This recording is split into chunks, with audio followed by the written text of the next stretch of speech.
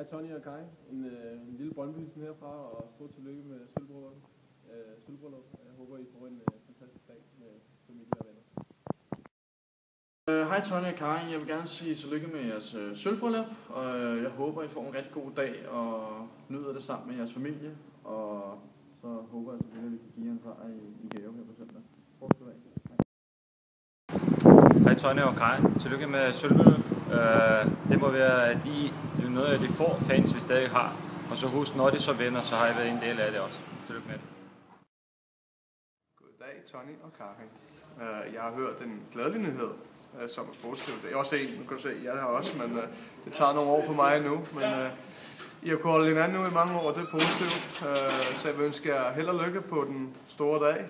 Jeg håber, I nyder det, og jeg håber, at I kommer lidt længere end det, der hedder sølv. Der er også noget, der hedder guld, og der er noget, der hedder noget meget mere end det, men den tager man til den tid. Men held og lykke på dagen, og nyd det.